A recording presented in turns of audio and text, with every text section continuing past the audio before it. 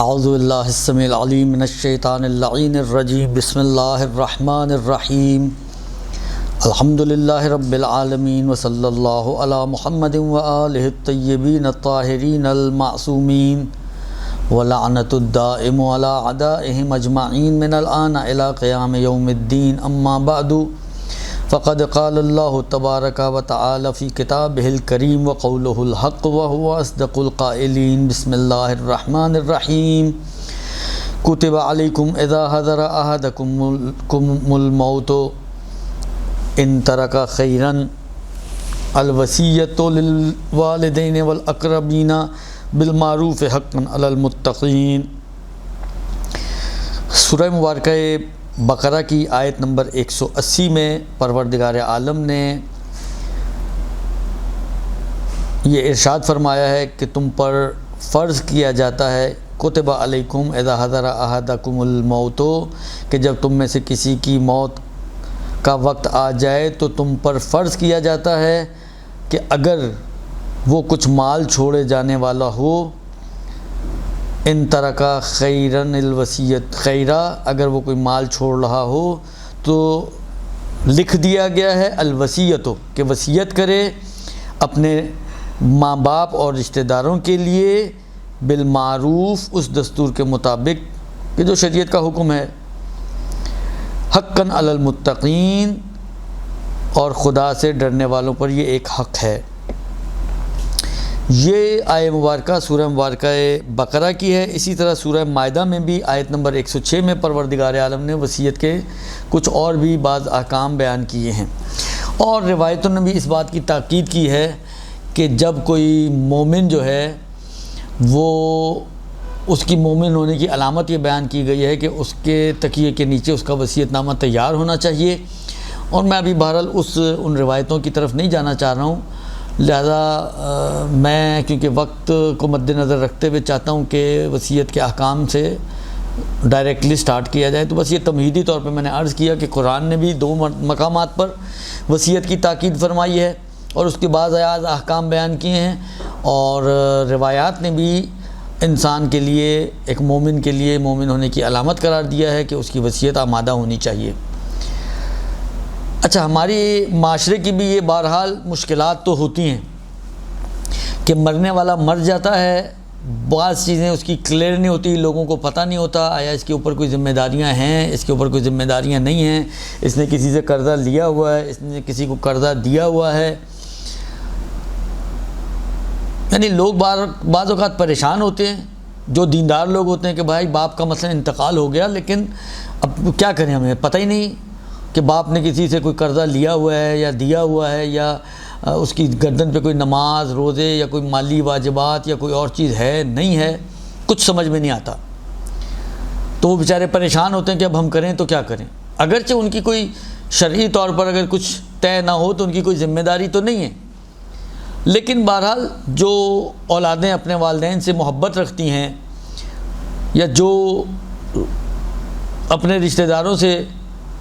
محبت رکھتے ہیں، الفت اور انسیت رکھتے ہیں، تو وہ نہیں چاہتے کہ ان کا مرنے والا جو ہے وہ برزخ کے اندر جو ہے وہ معطل رہے، لٹکا رہے، اور بیچارے کو جو ہے وہ عذاب برزخ کا سامنا کرنا پڑے، لہذا وہ اس اعتبار سے اگرچہ ان کی کوئی خاص ذمہ داری نہیں بنتی ہے لیکن پھر بھی پریشان ہوتے ہیں۔ لیکن جو لاؤبالی لوگ ہیں، جن کو دین سے کوئی سروکار ہی نہیں ہے، ان کو کوئی فرق ہی نہیں پڑتا، یعنی ان کو تو پتہ بھی ہو تو بھی شاید وہ کرنے والے نہ ہوں، تو ایسے لوگوں کی تو کوئی مشکل ہی نہیں ہے نا، ان کو تو کوئی ٹینشن ہی نہیں ہے، تو یہ ایک مشکلہ کھڑا ہو جاتا ہے ہمارے معاشرے میں بھی، اس لیے بہت زیادہ ہائیلی ریکمینڈڈ ہے کہ انسان وصیت کرے، اور انشاءاللہ بھی آگے جا کے مسئلہ ہم پڑھیں گے کہ کچھ موارد ایسے ہیں کہ جہاں پر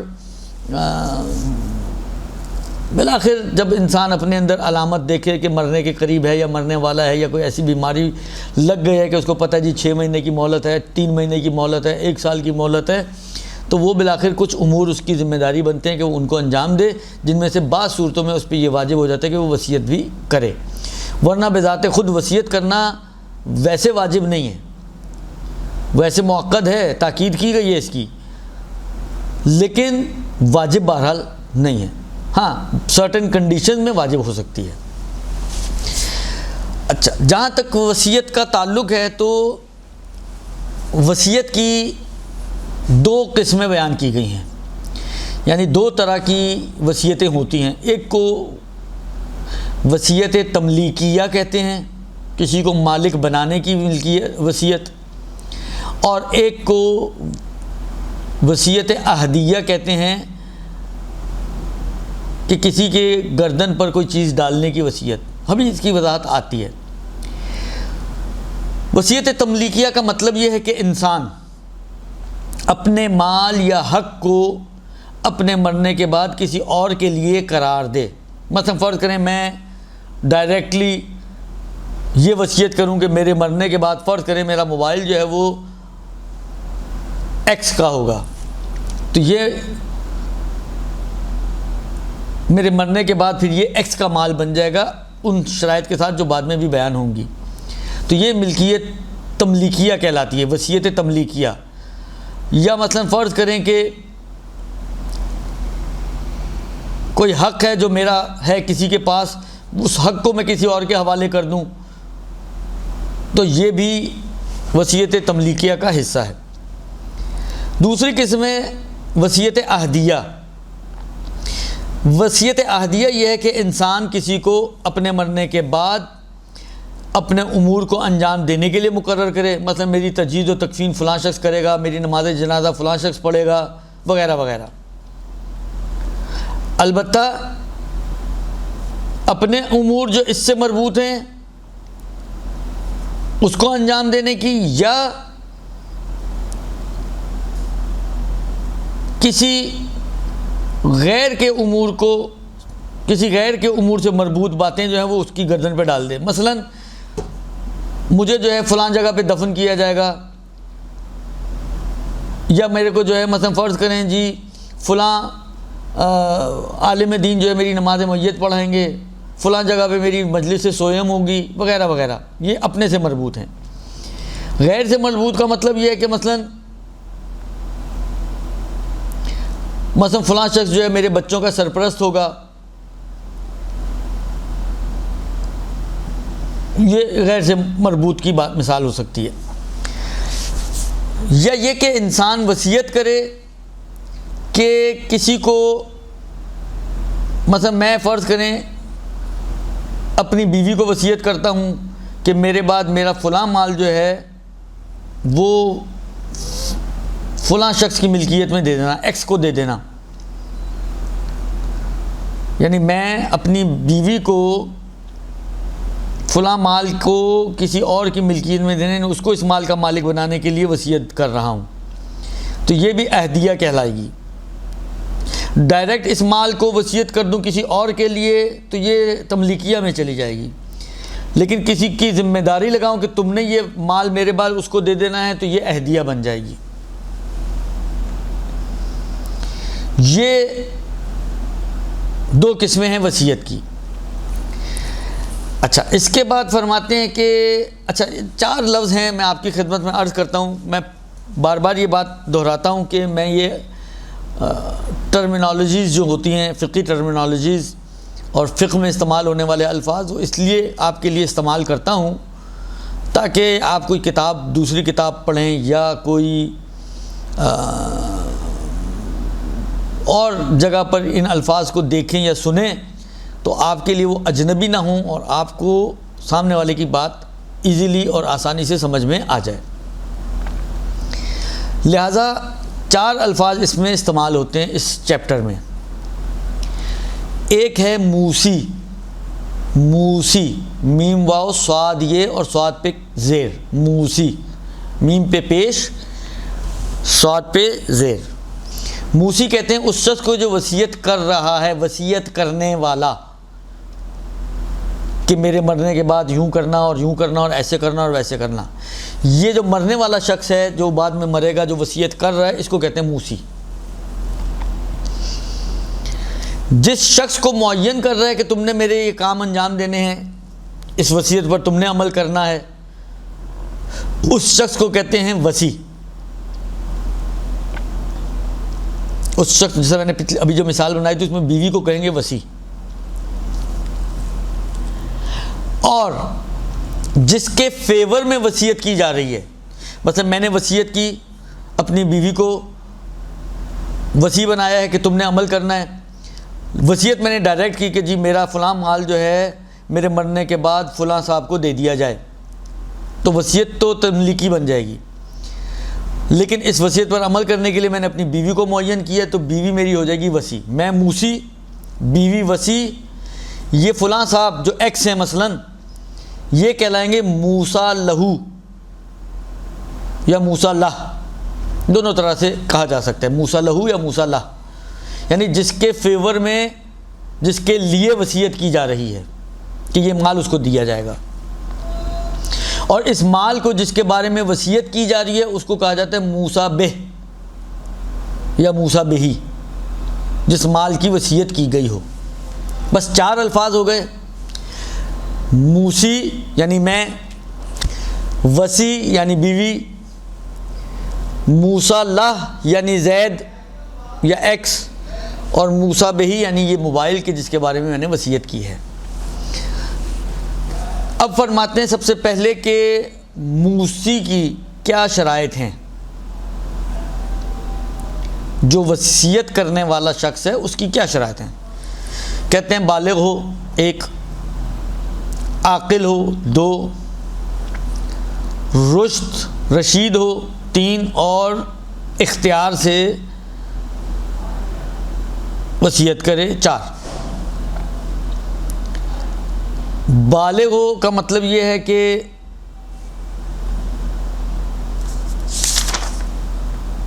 اچھا بالغ کے اندر تھوڑی سی تفصیل ہے، نابالغ کے اندر، اس کو میں بعد میں بیان کرتا ہوں. لیکن عاقل ہو یعنی مجنون نہ ہو، پس اگر مجنون ہوگا تو اس کی وصیت باطل ہے. اسی طریقے سے ہم نے کہا با اختیار ہو، اپنے ارادے اور اختیار سے وصیت کر رہا ہو، لہذا اگر کسی کو مجبور کر کے لکھوایا جائے کہ یہ لکھ دو میرے نام کر دو، تو مجبوری والی وصیت جس کو جبر کر کے اور اس کا اختیار ہی ختم ہو جائے بالکل، اس طرح سے وصیت کروائی جائے تو وہ بھی باطل ہے، اس کا بھی کوئی فائدہ نہیں ہے. تیسری شرط تھی کہ رشید ہو. دیکھیں رشید کا لفظ استعمال ہوتا ہے سفیہ کے مقابل میں. عربی زبان میں سفیہ کہتے ہیں کم عقل انسان کو. دیکھیں ایک ہوتا ہے بالکل ہی پاگل، وہ تو مجنون ہے. ایک ہوتا ہے ریٹارٹڈ، اس کا بھی ذہن کام نہیں کر رہا تھا، وہ بھی کل مجنون ہی ہوتا ہے، جو ذہنی طور پہ بالکل ہی ریٹارٹڈ ہو، ذہنی ریٹارٹڈ. ایک ہوتا ہے ایسا انسان کہ جو بہت شارپ اور بہت ہی ذہن استعمال کرنے والا نہیں ہے، ذہنی اور مینٹل لیول اس کا تھوڑا لو ہے، اتنا ہلکا ہے کہ اس کو دھوکہ دینا آسان ہے، اس کو بیوقوف بنانا بہت آسان ہے. 5000 کی چیز اس سے 500 میں خریدنا یا 500 کی چیز اس کو 5000 میں بیچنا انتہائی آسان ہے. یعنی یہ جج نہیں کر پاتا ہے، اپنا اچھا برا صحیح طریقے سے پلس مائنس نہیں کر پاتا ہے، اس کو کہتے ہیں سفیہ، کم عقل انسان سفیہ.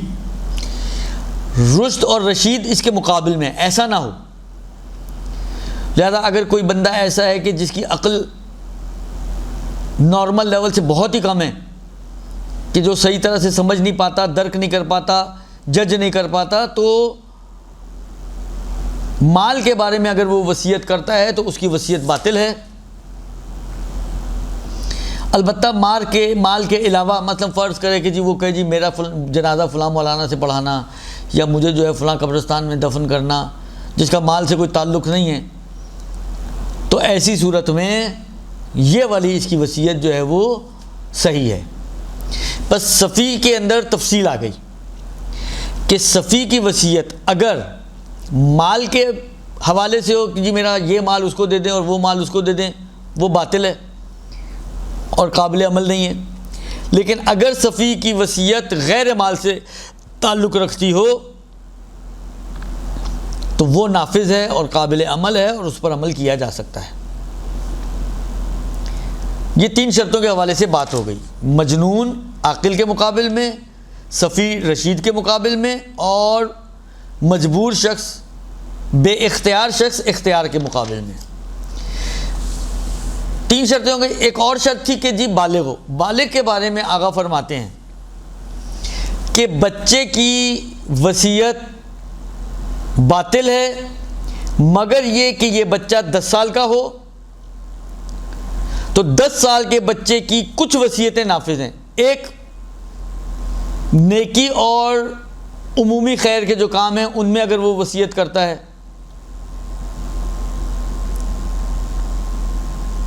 2، اپنے ارحام و اقربا کے لیے کوئی وصیت کرتا ہے۔ 10 سال کا بچہ ہو تو اس کی وصیت ان 2 صورتوں میں، 2 موردوں میں، کہ اس نے وصیت جو ہے وہ نیک اعمال اور ایسے عمومی نیکیاں جو عام لوگوں سے بھی تعلق رکھتی ہیں، یعنی شخصی نہ ہوں، کسی کی پرٹیکولر کسی شخص سے مربوط نہ ہوں، مثلا کہیں سبیل لگانے کی مثلا وصیت کرتا ہے کہ کسی مسجد کے باہر سبیل لگا دی جائے، اس ٹائپ کی چیزیں جو عمومی فائدے والی چیزیں ہیں، تو اس میں اس کی وصیت صحیح ہے۔ اسی طرح اگر وہ اپنے ارحام اور اقربا کے بارے میں وصیت کرتا ہے تو اس کی وصیت صحیح ہے۔ البتہ اگر وہ اجنبی افراد کے بارے میں وصیت کرے تو فرماتے ہیں کہ اس کی وصیت کے صحیح ہونے میں اشکال ہے، یعنی احتیاط کی بنا پر یہ وصیت صحیح نہیں ہے۔ ایک، اسی طرح سے 7 سال کا بچہ اگر کم مال کے بارے میں وصیت کرے، بہت ہی قلیل مال کے بارے میں، تو اس کم مال کے بارے میں 7 سال کے بچے کی وصیت کہتے ہیں کہ اس کے بھی نافذ ہونے میں اشکال ہے، یعنی 2 جگہ پہ آقا نے اشکال لگایا ہے۔ 10 سال کا بچہ اجنبی لوگوں کے لیے وصیت کرے ان کے فیور میں،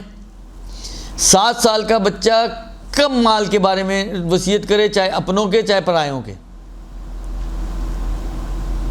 کم مال کے بارے میں، تو کہتے ہیں کہ ان دونوں مورد میں وصیت کے صحیح ہونے میں اشکال ہے اور احتیاط کے تقاضے کی رعایت کی جائے، یعنی جو احتیاطی پہلو بنتا ہے، اور وہ یہ کہ مثلا فرض کریں کہ وارثوں کی رضامندی کے ساتھ جتنا، اگر اس نے اجنبی کے لیے یا 7 سال کے بچے نے کم مال میں کوئی وصیت کی ہے تو اس پر عمل کروایا جائے، اس طریقے سے احتیاط کی رعایت کی جائے۔ یہ 4 شرطیں ہو گئیں۔ 5ویں شرط موسی کے لیے یہ ہے کہ موسی گناہ کرتے ہوئے اپنے آپ کو ہلاکت میں قرار نہ دے،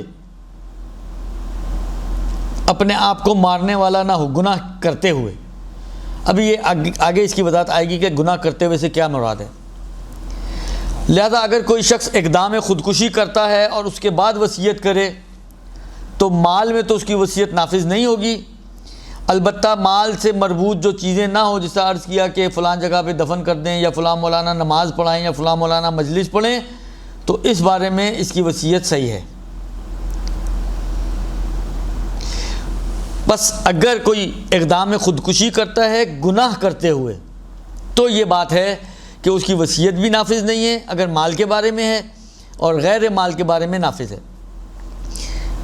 اگر اقدام کے بعد وصیت کرتا ہے۔ اور اگر بھولے سے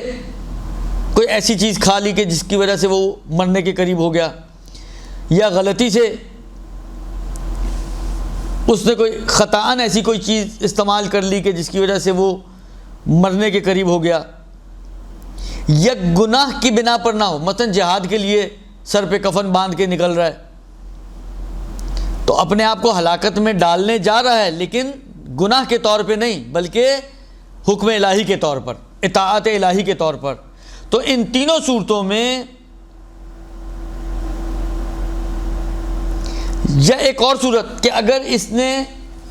کوئی چیز استعمال کی ہے، کھائی ہے مثلا یہ سمجھتے ہوئے کہ، یا اس گمان سے کہ اس کو کچھ نہیں ہوگا، اور پھر وصیت کرے اور پھر اچانک اس کو جو ہے وہ ہلاکت کے قریب پہنچ جائے، تو ان اتفاقی طور پہ یعنی اچانک سنا اتفاقاً اس کا نہیں ہونا چاہیے تھا ایسا اثر نیگیٹو، لیکن اتفاقاً ہو گیا، جیسے آج کل کرونا ویکسین کی باتیں چل رہی ہیں مثلا،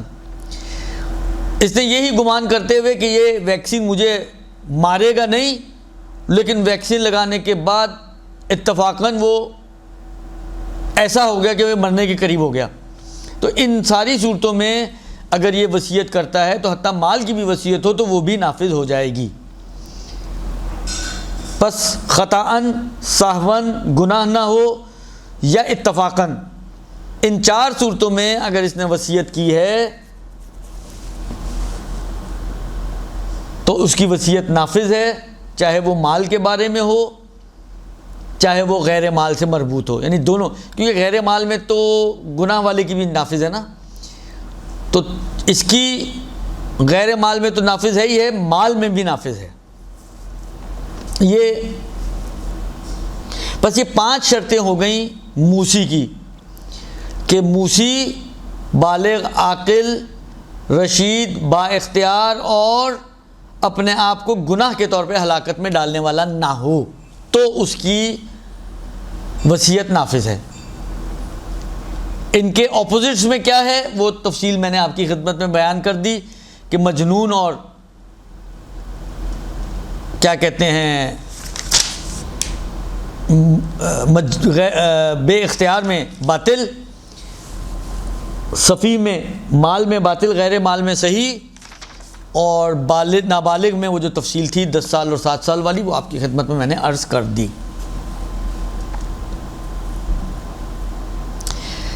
وصیت کے چیپٹر کا ایک اہم مسئلہ اور وہ یہ کہ وصیت میں یہ چیز معتبر نہیں ہے کہ وصیت کو تلفظ کرے یا لکھے، بلکہ ہر وہ چیز جو وصیت کرنے پر دلالت کرے، چاہے وہ اشارہ ہی کیوں نہ ہو، وہ کافی ہے۔ مثلا فرض کریں ایک شخص ہے، بول سکتا ہے، گونگا نہیں ہے، لیکن کسی مصلحت کے تحت، کسی وجہ کے تحت وہ اشارے سے آپ کو یہ سمجھاتا ہے کہ یہ میرے مرنے کے بعد میرا یہ مال فلان آدمی کو دینا ہے۔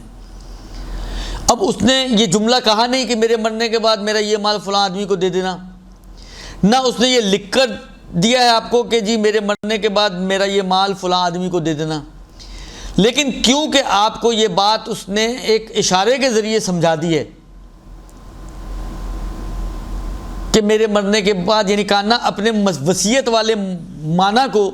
اور وصیت والے مفہوم کو اس نے اشارے کے ذریعے ادا کر کے آپ کو سمجھایا ہے، نہ لکھا ہے نہ تلفظ کیا ہے، تب بھی یہ وصیت کافی ہو جائے گی اور یہ وصیت واجب العمل ہے اور نافذ ہے۔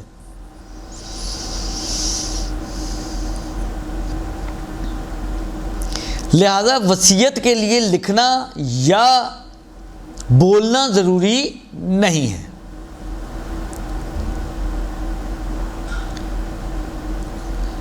چرصد یہ کہ اگر کسی نے بول دیا ہو کسی کو، تو بول دینے کی صورت میں تو بطریق اولا، یعنی جب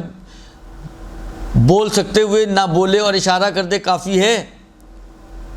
تو اگر وہ بول دے تو بطریق اولا کافی ہونا چاہیے۔ اچھا، یہ ہمارے معاشرے میں نے کہا نا کہ کیونکہ ہمارے معاشرہ تھوڑا سا دین سے نسبتاً دور ہے، عمل نہیں کرتے ہم لوگ مسائل پر اور احکام پر، اس لیے بہت ساری موارد ایسے بنتے ہیں کہ جہاں پر ہم لوگ دین کے خلاف عمل کر بیٹھتے ہیں۔ بہت سے لوگ ہوتے ہیں مرنے سے پہلے اس قسم کی باتیں کرتے ہیں کہ یار اگر میں مر جاؤں، مثلا فرض کریں بعض اوقات شوہر بیوی کو کہتا ہے کہ دیکھو اگر میرا انتقال ہو گیا تو فلاں گھر میں میری بہن ہے، وہ گھر میری بہن کو دے دینا، اور ہم لوگ یہ سمجھتے ہیں کہ جب تک وہ لکھے نہیں تو وہ وصیت تو بنتی نہیں ہے، لہذا اس کے مرنے کے بعد بہن کو گھر نکالا دے دیتے ہیں، نوٹس، جبکہ ایسا ہونا نہیں چاہیے۔ اس نے اگر آپ کو یہ وصیت کے طور پر کہہ دیا ہے تو یہ اس کا کہنا بھی کافی ہے، اس نے اگر اشارے سے سمجھا دیا، اشارہ بھی کافی ہے، اس نے اگر لکھ کر دے دیا، لکھنا بھی کافی ہے۔ میں ایک چھوٹا سا سی نصیحت کرنا چاہوں گا، اگرچہ میں اس قابل نہیں ہوں کہ آپ لوگوں کو نصیحت کروں بالآخر، لیکن جو علماء سے جو باتیں سنی ہیں اسی کے حوالے سے کچھ آپ کی خدمت میں عرض کرنا چاہوں گا دیکھیں ہم لوگ اپنے اطراف میں اتنا کچھ دیکھتے ہیں لیکن ہم عبرت نہیں لیتے. ہم لوگ اپنے اطراف میں اتنا کچھ دیکھتے ہیں لیکن ہم اپنے اطراف سے عبرت نہیں لیتے. ہم دیکھتے ہیں کہ کتنے لوگ مال دنیا کے پیچھے کتنا گھوٹالہ کرتے ہیں. اس کا مال لوٹ لیا, اس کا مال لوٹ لیا, اس سے کھا لیا, حرام حلال بغیر کسی چیز کی پرواہ کیے مال دنیا کو جمع کرنے میں لگے رہتے ہیں. لیکن آپ نے کبھی دیکھا ہو, کسی شخص کو دیکھا ہو, مالدار سے مالدار, قدرتمند سے قدرتمند انسان کہ جب وہ مرا ہو تو اس کے ساتھ اس کے سارے مال و دولت کو بھی اس کی قبر میں ڈال دیا گیا ہو؟ لے کے کیا جاتا ہے وہ دنیا سے؟ وہ دنیا سے فقط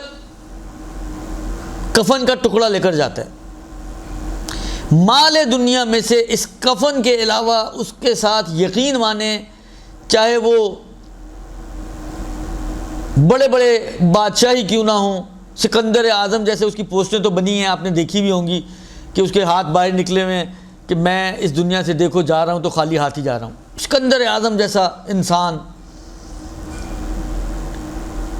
ہٹلر جیسا جابر انسان, صدام شاہ ایران, آپ دیکھیں تو صحیح اس قسم کے افراد جنہوں نے مال دنیا کے لیے نہ دین دیکھا نہ دنیا دیکھی, کچھ نہیں دیکھا, نہ حق دیکھا نہ ناحق دیکھا. آپ تاریخ اٹھا کے دیکھ لیں سلاطین جور کی کہ جنہوں نے اپنی کرسیاں بچانے کے لیے اپنے باپ بھائیوں کو قتل کرنے سے گریز نہیں کیا. لیکن مگر کیا ان جیسے ظالم و جابر سلاطین جب اس دنیا سے گئے, مال و اسباب سے پر خزانے والے افراد جب اس دنیا سے گئے تو لے کر کیا گئے دنیا سے؟ کفن. وہ مجھے اور آپ کو بھی لے کے جانا ہے. تو ہم کیوں مال دنیا کے پیچھے اپنی آخرت کو خراب کرتے ہیں اور اپنی عاقبت کو خراب کرتے ہیں؟ جب یہ ایک اٹل حقیقت ہے, اس کے اندر کوئی دوسری رائے نہیں ہے کہ سارا مال دنیا اسی دنیا میں رہ جانا ہے, اس دنیا سے انسان نے خالی ہاتھ جانا ہے, اس دنیا سے انسان نے بغیر مال و اسباب کے جانا ہے. ہاں, جو چیز آخرت میں اس قبر میں آپ کے ساتھ کام آنے والی ہے وہ آپ کے نیک اعمال, البتہ وہ نیک اعمال کہ جو آپ نے ولایت ائمہ علیہ السلام کے سائے میں انجام دیے ہوں, وہ نمازیں, وہ روزے, وہ حج, وہ زکوٰۃ, وہ خمس, وہ نیکیاں کہ جو ائمہ کی ولایت کو مانتے ہوئے آپ نے انجام دیے ہیں, صرف وہی آپ کی قبر میں آپ کے کام آنے والی ہیں. آپ کی عزاداری, آپ کی ماتمداریاں, آپ کی نمازیں, آپ کی محبت اہل بیت, آپ کے اہل بیت کے دشمنوں سے دشمنی اور نفرت, یہ چیزیں آپ کی قبر میں کام آنے والی. ان کے اوپر سرمایہ گزاری کریں, ان کو جمع کریں جتنا جمع کر سکتے ہیں. اپنی نمازیں, اپنے روزے, اپنے حج, خمس و زکوٰۃ ان کے اوپر خرچ کریں. یہ آپ جو دنیا میں خرچ کر رہے ہیں یہ آخرت کے لیے ذخیرہ ہو رہا ہے. لیکن جو لوٹ گھسوٹ ہم لوگ کرتے ہیں دنیا میں, وہ دنیا کا تو ذخیرہ بنتے ہیں لیکن آخرت میں وبال جان بن جائیں گی ہمارے لیے. جمع ہم کر رہے ہیں, لوٹ گھسوٹ ہم کر رہے ہیں. ہم تو اس دنیا سے چلے گئے, عیاشی اس کے اوپر ہماری اولادیں کریں گی, جواب ہمیں دینا پڑے گا, عذاب ہمیں بھگتنا پڑے گا. تو یہ کون سا اچھا عمل ہوا, یہ کون سا فائدے والا کام ہم نے کیا کہ جس کا وبال ہماری گردن پر اور جس کے منافع دوسرے کھائیں گے.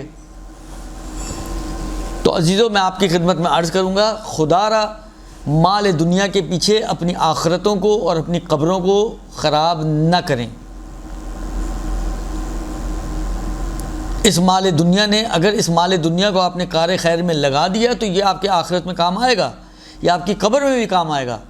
آپ نے کہیں پہ پانی کا انتظام کر دیا, آپ نے کہیں پہ سائے کا انتظام کر دیا, آپ نے کہیں مسجد میں, امام بارگاہ میں, کسی مدرسے میں, کسی کی تعلیم و تربیت کے اوپر یہ خرچ کر دیا مال دنیا, تو یہ من ذا الذی یقرض اللہ قرضا حسنا کے باب سے فیضاعف علیہم، یہ اس باب سے یہ آپ کو فائدہ بہت پہنچائے گا. لیکن یہی اگر آپ جمع کرتے رہے، اس کو لوٹو اس کو لوٹو، اس کا حق کھاؤ اس کا حق کھاؤ، اس کا حق مارو اس کا حق مارو، بینک بیلنس تو بہت جمع کر لیا آپ نے، ٹیکس والوں کو بھی دھوکہ دے کے اپنا ٹیکس بھی بچا لیا، سب کچھ کر لیا، بالآخر یہ آپ کو فائدہ نہیں پہنچائے گا، یہ آپ کو الٹا نقصان پہنچائے گا. لہذا کوشش کریں کہ اگر آپ کے وارثوں نے کوئی وصیت کی ہے، آپ کے متوفی نے، مرنے والے شخص نے کوئی وصیت کی ہے، تو اس میں خرد برد نہ کریں، اس میں کمی اور زیادتی نہ کریں. بلکہ میں تمام سننے والوں سے یہ گزارش کروں گا کہ اگر کہیں پر ڈاؤٹ بھی ہو جائے کہ یہ شاید وصیت کی ہو اس نے، تو تھوڑا مال دنیا اپنے حصے میں کم لے لیں، لیکن آپس کی رضامندی سے اس کو وصیت کے طور پر اس کی وصیت سمجھتے ہوئے اس کے مطابق عمل کر لیں. اگرچہ آپ کے حصے میں تھوڑی کٹوتی آ جائے گی، کم آ جائے گا، لیکن کل کو اگر یہ وصیت نکل آئی اور آپ خرد برد کرنے والے بن گئے تو کون جواب دے گا، کون حساب دے گا؟ لہذا وصیت کے مسئلے میں بہت حساس ہونا چاہیے، آپ لوگوں کو بہت سینسٹیو ہونا چاہیے. اس لیے کہ میرے پاس اتنے کیسز آتے ہیں، اب گنجل ہو جاتے ہیں بعض اوقات. باپ نے کہا جی میرا فلاں گھر جو ہے میرے فلاں بیٹے کو دے دینا، میرا فلاں گھر جو ہے میرا کاروبار فلاں کے پاس ہوگا. اب وہ کہیں پلس ہے کہیں مائنس ہے. اب یہ کہ وصیت کہاں تک نافذ ہے وہ بعد میں مسائل آئیں گے، لیکن اگر فرض کریں کہ اتنا مال ہے اس کے پاس کہ ساری وصیت اس کی 1/3 کے اندر بن جائے اور نافذ ہو جائے، لیکن بھائی لوگ جھگڑا کرنا شروع کر دیتے ہیں، مجھے وہ والا گھر نہیں چاہیے، مجھے وہ والا گھر چاہیے تھا، وہ مجھے نہیں چاہیے تھا، مجھے وہ چاہیے تھا، مجھے گھر نہیں چاہیے تھا، مجھے کاروبار چاہیے تھا، وہ جھگڑے شروع ہو جاتے ہیں. یعنی اگر باپ معین کر کے چلا جائے تب بھی مصیبت کھڑی کر دیتے ہیں بھائی لوگ، اور اگر نہ طے کر کے جائے تب بھی مصیبت کھڑی کر دیتے ہیں. جبکہ طے ہو جائے تب بھی مصیبت نہیں ہونی چاہیے، اور طے نہ ہو تب بھی مصیبت نہیں ہونی چاہیے. اس لیے کہ اگر باپ نے کوئی چیز معین نہیں کی تو شریعت نے تو حصے معین کیے ہی ہیں نا. شریعت نے تو بتایا ہے کہ مرنے والے کی وراثت کس طرح تقسیم ہوگی، ہم لوگ اس میں بھی عمل کرنے کے لیے تیار نہیں ہوتے. تو خدا را اپنی قبروں کو آگ نہ بنائیں، اپنی قبروں کو جہنم نہ بنائیں، اپنی برزخ کو جہنم نہ بنائیں اس مال دنیا کے پیچھے کہ جس نے یہیں رہ جانا ہے اور آپ کے ساتھ جانے والا نہیں ہے. خوب، ایک اور اہم مسئلہ ہے وصیت کے باب میں، اور وہ یہ کہ اگر میت نے کوئی لکھا ہوا ملتا ہے کسی کو اور کوئی قرائن اس کے اوپر دلالت کرتے ہیں کہ یہ اس نے وصیت کے طور پر لکھا ہے، تو یہ کافی ہے وصیت کے لیے اور اسی کے اوپر پھر عمل کرنا ضروری ہو جائے گا. البتہ اگر یہ معلوم نہ ہو کہ اس نے یہ لکھا تھا، دیکھیں بعض اوقات یہ ہوتا ہے کہ پوائنٹس اس نے بنائے تھے کہ میں یہ وصیت کر کے جاؤں گا، لیکن اب نہیں معلوم کہ اس کے مطابق اس نے وصیت کی ہے یا نہیں ہے. لکھا ہوا ملا ہمیں اس کی ہینڈ رائٹنگ میں، لیکن اسی کے اوپر اس نے وصیت بھی کی ہے یا یہ وصیت کے طور پر لکھا ہے یا نہیں لکھا ہے یہ نہیں طے ہو رہا. اور پھر وہ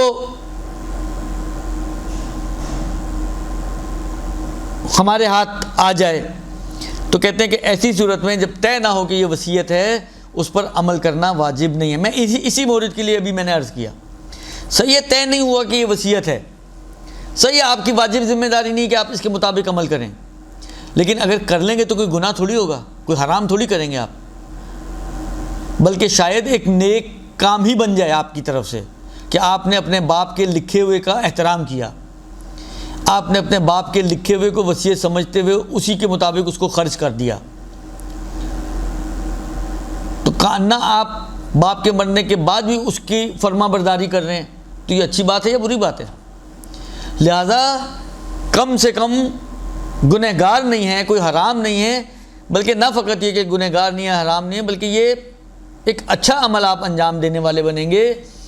ایک نیک عمل کرنے والے بنیں گے کہ آپ نے اپنے باپ کی بات کا لحاظ رکھا اور اس کی نافرمانی نہیں کی.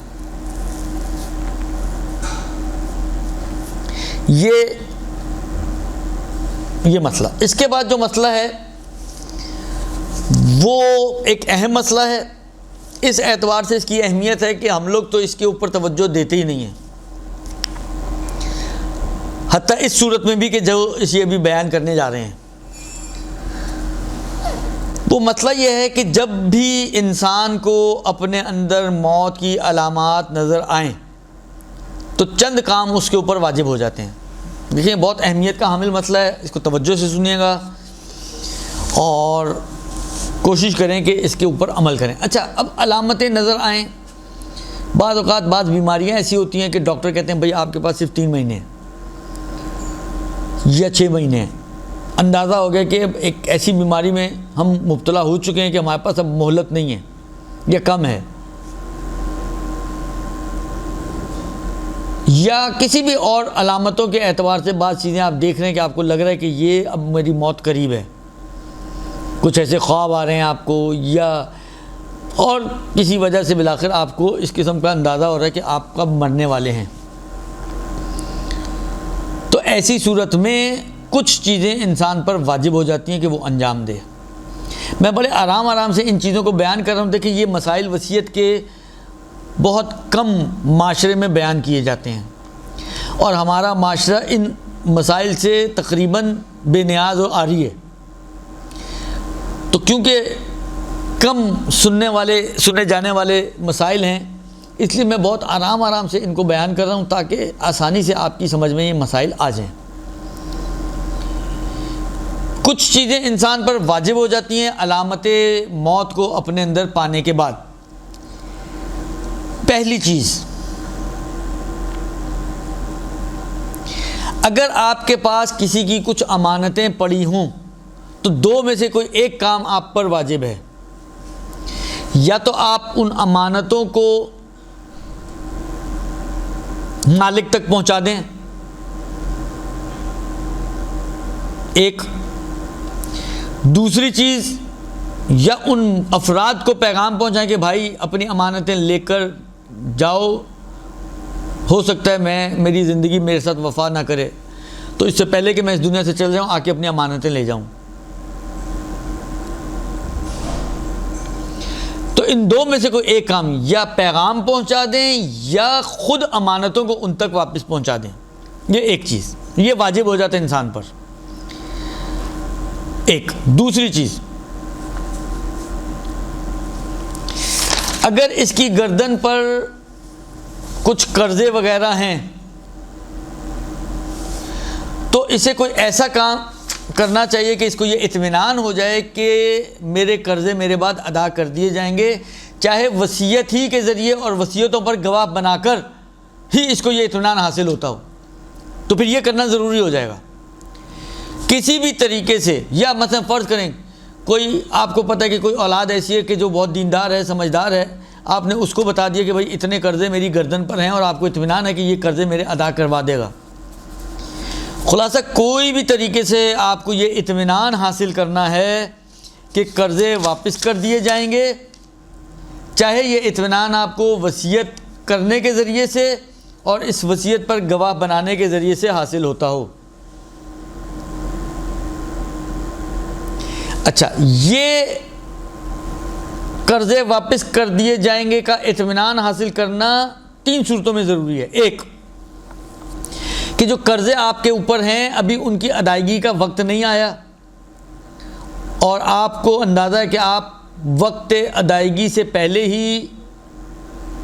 فوت کر جائیں گے، ایک۔ دوسرا، وقت تو پورا ہو چکا ہے مگر قرض خواہ نے خود ابھی مطالبہ نہیں کیا، میں نے زید سے 2 لاکھ روپے لیے ہوئے تھے 5 مہینے کے لیے، 5 مہینے پورے ہو چکے ہیں اور میں 1 ہفتے میں سمجھ رہا ہوں کہ میں مر جاؤں گا، لیکن اس زید نے ابھی تک اس 5 مہینے گزرنے کے باوجود 2 لاکھ کا مطالبہ نہیں کیا، تو اس صورت میں بھی میرے پر واجب ہو جائے گا کہ میں یہ اطمینان حاصل کروں کہ یہ اس کو دے دیے جائیں گے۔ تیسری صورت یہ ہے کہ ابھی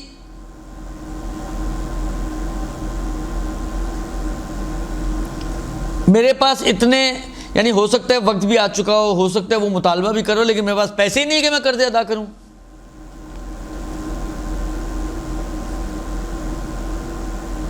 تو تو ان تینوں صورتوں میں اسے یہ کام کرنا پڑے گا کہ کوئی ایسا عمل کرے کہ جس سے اس کو یہ اطمینان حاصل ہو جائے کہ اس کو قرضہ واپس کر دیا، اس کے قرضے واپس مرنے کے بعد واپس کر دیے جائیں گے۔ اب چاہے یہ اطمینان حاصل کرنا وصیت کر کے اور وصیت کے اوپر گواہ بنانے ہی کے ذریعے آتا ہو تو یہ کرنا اس کے لیے ضروری ہو جائے گا۔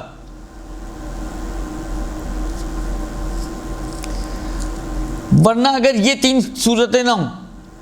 مثلا میرے پاس پیسہ بھی ہے، قرضے کا وقت بھی آ چکا ہے یا وقت آ چکا ہے اور اس نے مطالبہ بھی کر لیا ہے، تو ایسی صورت میں تو چاہے موت کا خوف ہو موت کا خوف نہ ہو، میرے پہ واجب ہے کہ میں قرضہ واپس کروں۔ یہ بھی ایک مشکل ہے ہمارے معاشرے کی کہ ہمارے لوگ لیتے ہوئے تو بڑے خوشی خوشی لے لیتے ہیں، لیکن دیتے ہوئے ان کو موت آتی ہے۔ اب سب ایسے نہیں ہوں گے یقیناً، لیکن کافی سارے لوگ ایسے ہیں کہ پیسہ ہوتے ہوئے بھی دینے کی دل نہیں رکھتے کہ قرضہ واپس کریں، ٹال مٹول سے کام لیتے ہیں۔ یہ بعض کنڈیشنوں میں تو ان کے لیے جائز بھی نہیں ہے، وقت پورا ہو چکا ہے، دینے پہ قادر ہیں آپ، تو ویسے ہی آپ کے اوپر قرضے کو ادا کرنا واجب ہے۔ اب اگر آپ ٹال مٹول کریں گے تو آپ حرام کر رہے ہیں۔ حتیٰ اگر آپ نماز شروع کر چکے ہیں اور قرض کو آپ کے لیے بعض کنڈیشن میں قرض کو آتا ہے اور آپ سے آ کے مطالبہ کرتا ہے، تو آپ کے لیے ضروری ہے کہ نماز چھوڑ کر پہلے قرضہ ادا کریں، البتہ اپنی سرٹن شرائط کے ساتھ۔ تو یہ بھی ایک بڑا مسئلہ ہے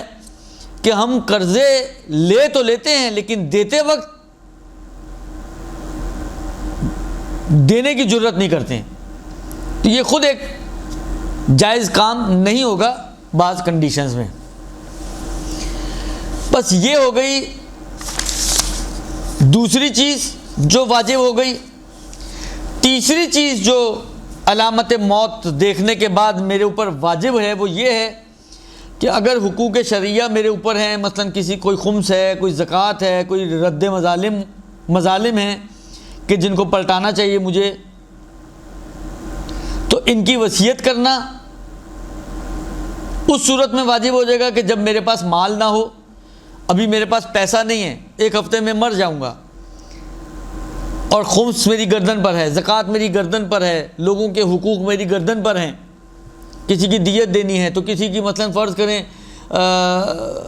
مصالحت کی تھی تو اس کو مصالحت کا مال دینا ہے وغیرہ وغیرہ، کسی کا کرایہ باقی ہے میری گردن پر، تو ایسی صورت میں پھر میرے لیے واجب ہے کہ میں وصیت کروں کہ یہ ساری چیزیں میری گردن پر ہیں جو مجھے ادا کرنی ہیں۔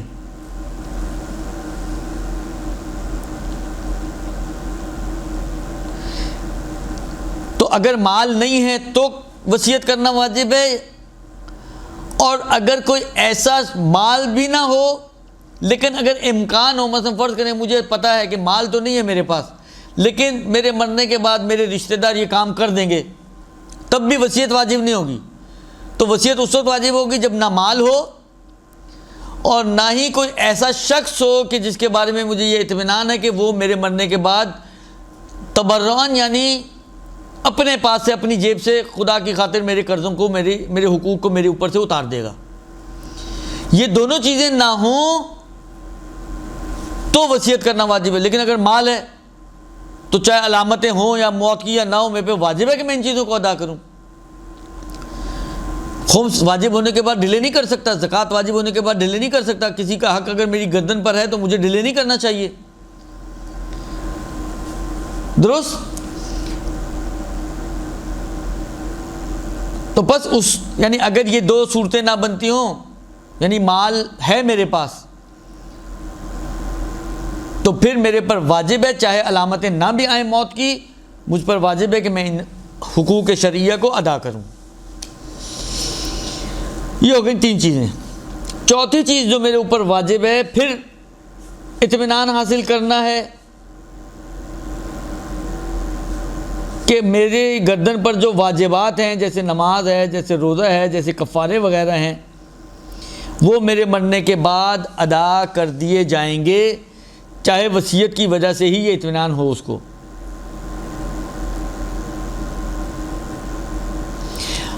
اگر اس کے پاس مال ہے تب، یا یہ احتمال معتدن بے، احتمال معتدن بے یعنی ایسا احتمال کہ جو قابل اہمیت ہو، جس کو اہمیت دیتے ہوں عقلاء، ایسا احتمال دیتا ہو کہ کوئی شخص خود سے اس کی طرف سے ان چیزوں کو ادا کروا دے گا،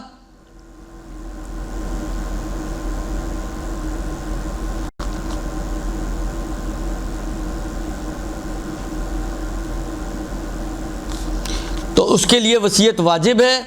اور بعض اوقات بتا دینا کافی ہو جاتا ہے، مثلا وصیت نہیں کرے، مثلا بڑے بیٹے کو بتا دے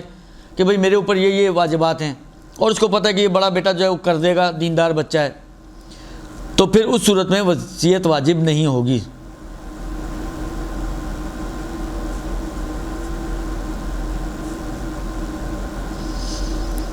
یہ چوتھی چیز۔ پانچویں چیز،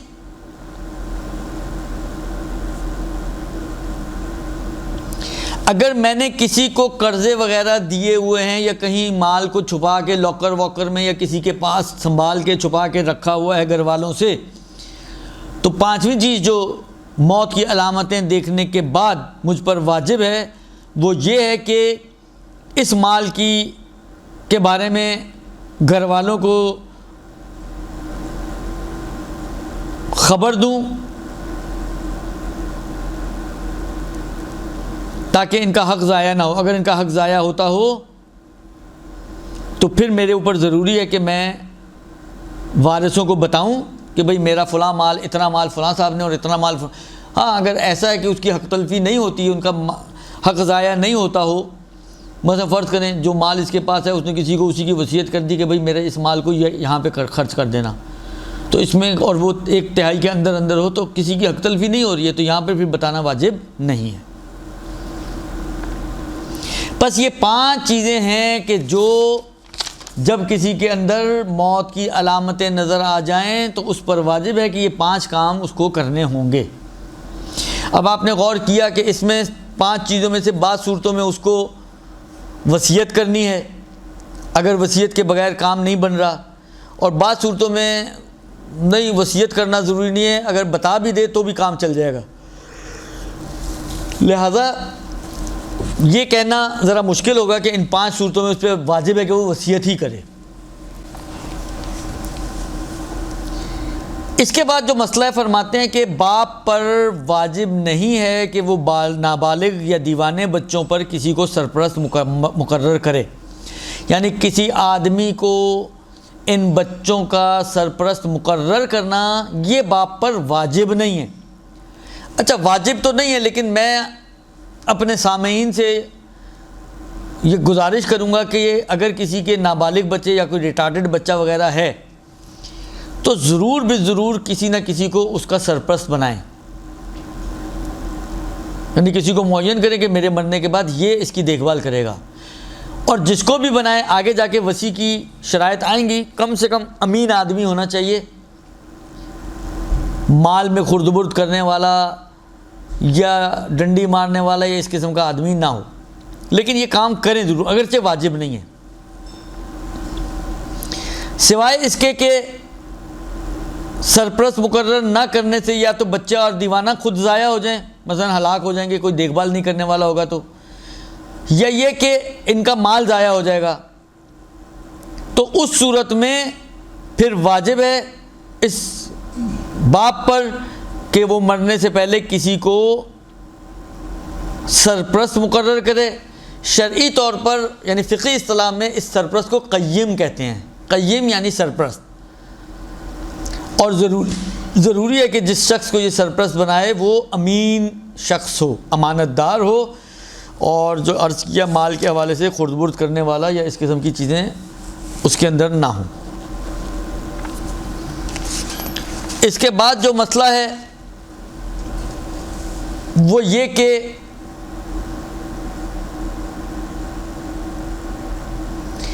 اچھا شریعت میں جتنے بھی میرے اموال ہیں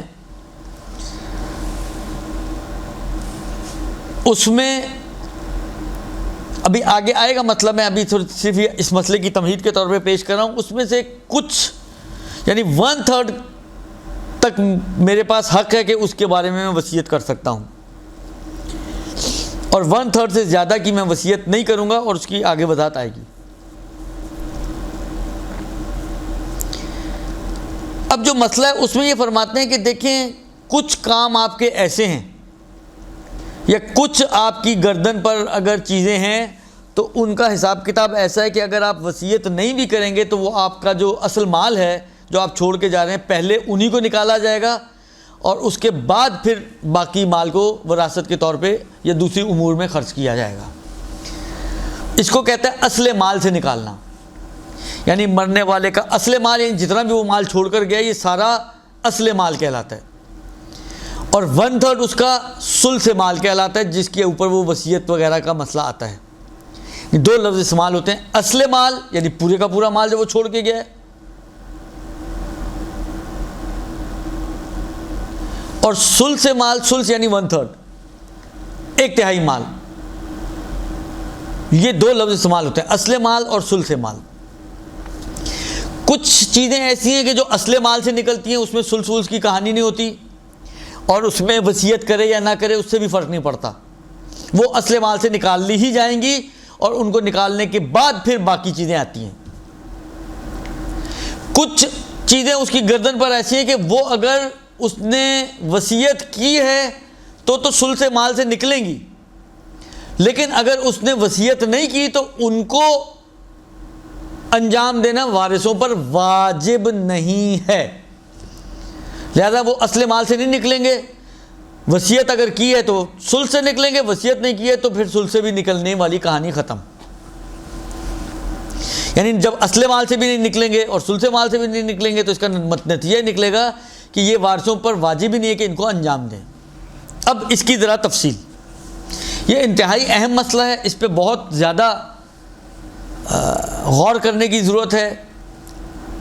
خاص طور پہ جب انسان اپنے وصیت نامے کو مرتب کرے تو اس وقت اس بات کا لحاظ کرنے کی ضرورت ہے کہ کیا چیزیں اصل مال والی ہیں تو ان کو وصیت کرنے کی ضرورت ہی نہیں ہے، اس میں ذرا اس کے پاس وسعت بڑھ جاتی ہے۔ آگے جا کے بھی ایک مسئلہ اور بھی آئے گا۔ اچھا، وہ کون سی چیزیں کہ جو اس کے اصل مال سے نکالی جائیں گی، چاہے وصیت نہیں بھی کرے تب بھی پہلے ان کو پورا کیا جائے گا اور اس کے بعد تقسیم کی بات آئے گی۔ پہلی چیز اس میں ہے اس کا واجب حج، یعنی وہ واجب حج جو استطاعت کی وجہ سے واجب ہوتا ہے، جس کو آپ حجۃ الاسلام سے تعبیر کرتے ہیں۔ یہ تو آپ لوگوں نے سنا ہے کہ پوری زندگی میں ایک مرتبہ انسان پر حج واجب ہے، وَلِلَّهِ عَلَى النَّاسِ حِجُّ الْبَيْتِ مَنِ اسْتَطَاعَ إِلَيْهِ سَبِيلًا، کہ جس کے اندر استطاعت پیدا ہو جائے تو اس پر واجب ہے کہ وہ حج بیت اللہ کے لیے جائے۔ یہ حج جو استطاعت آنے کے بعد اس کے اوپر واجب ہوتا ہے، اس حج کو کہتے ہیں حجۃ الاسلام، جو اس کا واجب حج ہے، اور یہ زندگی میں حجۃ الاسلام ایک ہی ہے، ایک ہی مرتبہ کا حج حجۃ الاسلام بنے گا اور جو اس کی گردن پہ واجب ہوگا۔ اس کے علاوہ بھی حج اس پہ واجب ہو سکتے ہیں، مثلا فرض کریں اس نے کوئی نذر کی ہے، اس نے کسی سے اجرت لے کر حج اپنی گردن پر واجب کیا ہے، تو یہ بھی واجب حج ہیں، لیکن یہ حجۃ الاسلام نہیں ہے، لہذا یہ جو ہے اصل مال والے نہیں ہیں۔ اصل مال سے نکلنے والا جو اس کی حج ہے وہ صرف حجۃ الاسلام ہے، جو اس کا اپنا واجب حج ہے جو استطاعت کی بنا پر اس پر واجب ہوتا ہے۔ یہ ایک۔ دوسرا، مالی حقوق، خمس، زکوٰۃ، مظالم، جیسے میں نے کہا کسی کی دیت واجب تھی تو وہ دینی ہے، کسی کے گھر میں آپ رہے تھے، اس کی اجرت آپ کی گردن پر باقی تھی جو آپ نے دینی ہے، یہ مظالم ہے۔ یا کسی کا آپ نے نقصان کیا تھا، اس کی چیز آپ نے خراب کی تھی تو جو اس کی ڈفرینس آف قیمت کا جو ڈفرینس آ رہا ہے وہ آپ کو دینا ہے، اس کو فقہی زبان میں کہتے ہیں عرش۔ خلاصہ یہ کہ یہ مظالم کہلاتے ہیں۔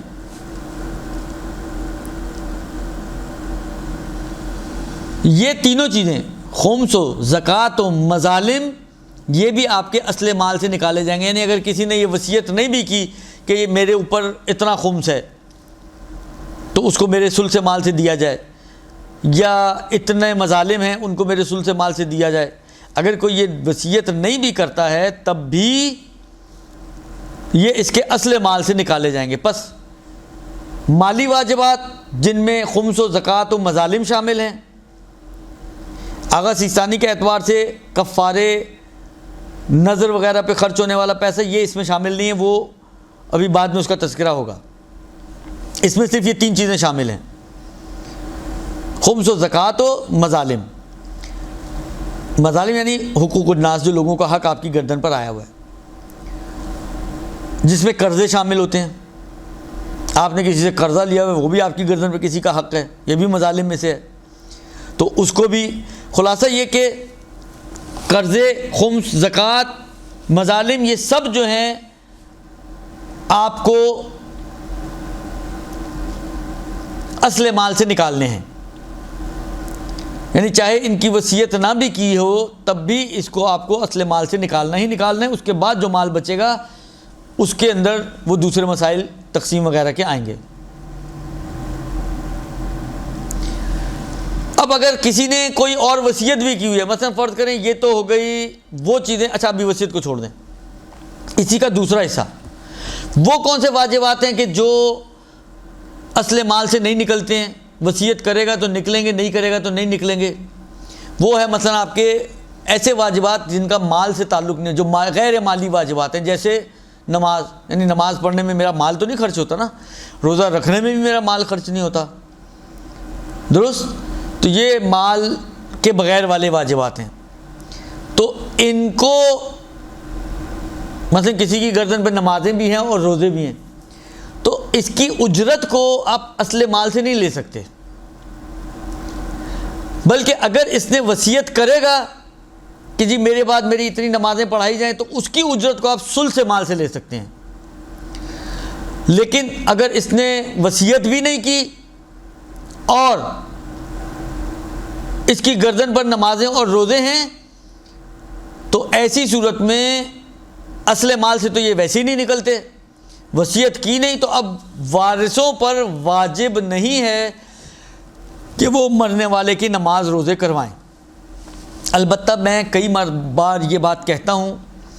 کہ اگر خاص طور پہ مرنے والے آپ کے والدین میں سے کوئی ہیں اور آپ کو پتہ ہے کہ ان کی گردن پر نمازیں اور روزے ہیں اور انہوں نے یہ غلطی کی کہ وصیت نہیں کی جبکہ کرنی چاہیے تھی، نہیں کی، تو بالآخر والدین کا حق اتنا بڑا ہے کہ اگر کچھ مال آپ کو اپنی جیب سے بھی خرچ کر کے ماں باپ کے نماز روزے کروانے پڑیں تو میں یہ سمجھتا ہوں کہ اتنا حق وہ رکھتے ہیں ہماری گردنوں پر کہ ہم ان کی حق کو مد نظر رکھتے ہوئے ان کے نماز روزہ ان کی طرف سے کروائیں تاکہ وہ برزخ میں اس نماز روزے کی وجہ سے معطل نہ ہوں یا اس کا عذاب ان کو نہ تحمل کرنا پڑے، یا اگر فرض کریں برزخ میں نہیں بھی ہو تو قیامت میں تو ہوگا، کسی وجہ سے برزخ میں نہ بھی ہو تو قیامت میں ہوگا، تو قیامت کے عذاب سے بچانے کے لیے میں یہ سمجھتا ہوں کہ والدین اتنا حق ضرور رکھتے ہیں۔ حتیٰ اگر بہن بھائی بھی ہوں تو بہن بھائیوں کا بھی آپس میں ایک دوسرے کی گردن پہ کچھ تو حق ہے یا نہیں ہے، وہ آخر آپ کے بہن بھائی ہیں، ایک ماں باپ سے آپ لوگ پیدا ہوئے ہیں، ایک ہی خون آپ کی رگوں میں دوڑ رہا ہے، تو ان کے لیے بھی میں سمجھتا ہوں کہ یہ کرنا چاہیے، ڈیزرو کرتے ہیں کہ انسان اپنے بہن بھائیوں کے لیے اس قسم کے ایفرٹس کو انجام دے۔ بس اگر وصیت نہیں کرے غیر مالی واجبات کی تو وہ کسی پر بھی واجب نہیں ہوں گے، نہ اصل مال سے، اور وصیت نہیں ہے تو ثلث کی بھی بات نہیں آئے گی۔ اب اگر فرض کریں کہ اگر مرنے والے کے کچھ قرضے واجب مالی واجبات تھے، آپ نے وہ تو نکال دیے اور کوئی وصیت اس نے کی نہیں ہے، تو یہ باقی بچا ہوا سارا مال جو ہے وہ وارثوں میں تقسیم ہو جائے گا شریعت کے قانون کے مطابق۔ اور قانون شریعت یہ ہے کہ جہاں پر اب دیکھیں کیونکہ یہ وراثت کے احکام نہیں ہے، انشاءاللہ موقع ملا تو اس پہ بھی گفتگو ہوگی، لیکن ابھی میں اجمالی طور پر اور بہت ہی مبہم طور پہ مسئلہ بیان کر رہا ہوں، اس کی تفصیلات موجود ہیں جو آپ کتابوں میں دیکھیے گا، صرف اتنے بتائے ہوئے مسئلے پہ عمل نہیں کیجیے گا کہ مثلا فرض کریں مرنے والے کے بیٹے اور بیٹیاں دونوں موجود ہیں، تو قانون شریعت یہ ہے کہ جب بھی مذکر اور مؤنث وارثوں میں موجود ہوں تو بعض کیسز مثلا ماں باپ ہیں، یہ بھی مذکر اور مؤنث ہیں، لیکن وہاں پر طے ہے شریعت کا کہ ماں باپ کو 1/6 اور 1/6 دیا جائے گا، ٹھیک ہے، تو وہاں پر ہم یہ قانون نہیں چلائیں گے۔ لیکن اولادیں ہیں یا بہن بھائیوں کی باری آتی ہے تو وہاں پر یہ قاعدہ چلتا ہے کہ مذکر کو مؤنث کا ڈبل ملتا ہے، وَلِلذَّكَرِ مِثْلُ حَظِّ الْأُنثَيَيْنِ، مذکر کے لیے 2 عورتوں والا حصہ ایک مذکر کو دیا جاتا ہے۔ مثلا بہن بھائی ہیں، فرض کریں مرنے والے کے یہ مالی واجبات نکالنے کے بعد صرف اس کی ایک بیٹا اور 2 بیٹیاں ہیں، تو قاعدہ یہ ہے کہ 4 حصے ہوں گے، 2 حصے بیٹے کو اور ایک حصہ بیٹیوں کو دیا جائے گا بچے ہوئے مال کا۔ لیکن اگر درمیان میں کہیں وصیت بھی کیا اس نے، فرض کریں اس نے وصیت کیا کہ جی میری 5 سال کی نمازیں اور 5 سال کے روزے میرے مال سے نکالے، اس کی اجرت سے پڑھائے جائیں، تو اب کیا ہوگا؟ پہلے مالی واجبات اصل مال سے نکلیں گے، ایک سٹیپ، اس کے بعد جو بھی اس نے وصیت کی، ابھی وصیت کے کچھ اور احکام آئیں گے ثلث کے حوالے سے، تو وہ اگر ثلث کے اندر ہی ہیں، فرض کریں اندر ہی ہیں، تو پھر اس کو پہلے انجام دیا جائے گا، یعنی اس کے پیسے الگ کیے جائیں گے، پہلے مالی واجبات جیسے حج و قرضے وغیرہ، خمس و زکوٰۃ وغیرہ، پھر دوسرے مرحلے پہ وصیت، فرض کریں 5 سال کی نمازوں روزے کی جو بھی اجرت بنتی ہے وہ سائڈ میں کر دی، اب جو مال بچے گا تیسرے مرحلے میں وہ وارثوں میں تقسیم ہوگا۔ بس وصیت کا اتنا ہی فرق آتا ہے کہ اگر درمیان میں کوئی وصیت موجود ہے تو وارثوں پہ تقسیم ہونے سے پہلے وصیت والے مال کو الگ کیا جائے گا، اور اگر کوئی وصیت موجود نہیں ہے تو پھر مالی واجبات نکالنے کے بعد سارا مال وارثوں میں تقسیم ہو جائے گا۔ یہ اس کی کچھ تقسیم اور کلاسیفیکیشنز بنتی ہیں اس حوالے سے۔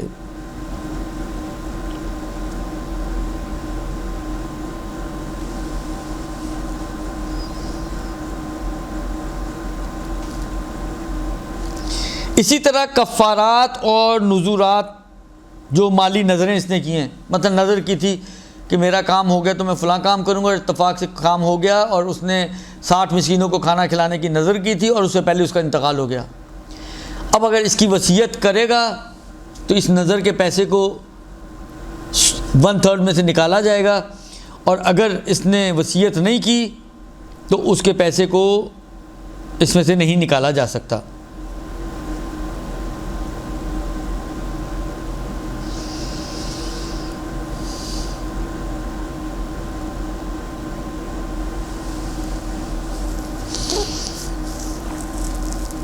یہ ایک مطلب۔ اب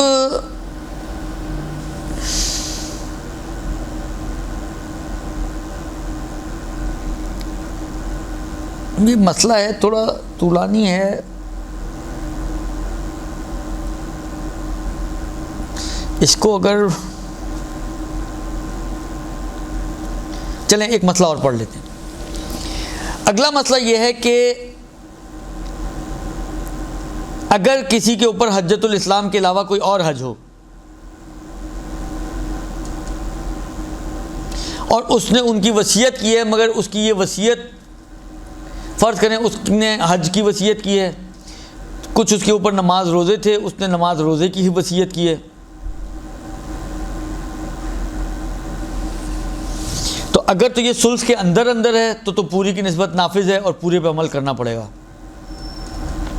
لیکن اگر ان پہ جو خرچہ آ رہا ہے یہ 1/3 سے زیادہ بن رہا ہے، یعنی مالی واجبات نکالنے کے بعد جو مال ہے اس کا 1/3، نہ پوری کا 1/3، ہاں مالی واجبات جو اصل مال سے نکلنے تھے ان کو نکالنے کے بعد اب جو مال بچا ہے اس کا 1/3، اگر یہ جو وصیت ہے اس 1/3 کے اندر ہے تب تو پوری وصیت پر عمل کیا جائے گا، یعنی حج بھی کروایا جائے گا۔ فرض کریں نظر کا حج تھا، یا فرض کریں اس کے اوپر جو ہے وہ اس نے اجرت لی ہوئی تھی اس کا حج تھا، حالانکہ وہ بھی بعض کنڈیشنز کے ساتھ، تو وہ کروایا جائے گا۔ اگر اجرت پہ دینے والا اس بات پر راضی ہے کہ اس کے مرنے کے بعد کوئی اور انجام دے دے تو وہ کروایا جائے گا، اور اگر یہ 1/3 سے زائد ہے تو دیکھیں جہاں پر بھی وصیت 1/3 سے بڑھ جائے، قاعدہ اور قانون یہ ہے کہ زیادہ والی مقدار میں اگر سارے وارث راضی ہوں گے تو زیادہ والی مقدار پر بھی عمل کیا جا سکتا، لیکن اگر وارثوں نے منع کر دیا، سب نہیں، کہ بھئی ہم اس مقدار تک تو ٹھیک ہے، تہائی تک آپ عمل کریں، تہائی سے زیادہ پر ہم عمل کرنے پر راضی نہیں ہیں، تو ایسی صورت میں اس کی وصیت نافذ نہیں ہوگی۔ مثلا فرض کریں، اب ایک مثال دیتا ہوں، مرنے والے نے وصیت کی ہے کہ میرا آدھے مال کو جو ہے میرے حج اور نمازوں پہ خرچ کیا جائے، اور مالی واجبات نکالنے کے بعد فرض کریں کہ یہ 9 لاکھ بنتے ہیں، بچتے ہیں، 1/3 کی وصیت نافذ ہے، کا مطلب یہ کہ 3 لاکھ کے اندر وصیت نافذ ہے۔ فرض کریں 3 لاکھ میں یہ سارے کام نہیں ہو رہے، تو 3 لاکھ میں اب یہ کیسے ہوگا ڈیوائیڈ، یہ بعد میں آئے گا مسئلہ آگے، لیکن 3 لاکھ ہم رکھیں گے ان کاموں کے لیے، اگر آدھے تو بنتے 4.5 لاکھ، اور 4.5 میں فرض کریں سب کچھ ہو جاتا، لیکن وارث اجازت نہیں دے رہے 1.5 لاکھ کی نسبت، تو 3 لاکھ تو ہم الگ کر دیں گے ان کاموں کے لیے، اور باقی 1.5 لاکھ کی نسبت جو ہے اس کی وصیت جو ہے وہ ساقط ہو جائے گی، اور وہ قابل عمل اور نافذ العمل نہیں رہے گی۔ لہذا 3 لاکھ کے اندر پھر ہمیں نمازوں اور حج کو جو ہے وہ ایڈجسٹ کرنا پڑے گا، اس تفصیل کے مطابق جو آگے جا کے بعد میں بیان کریں گے۔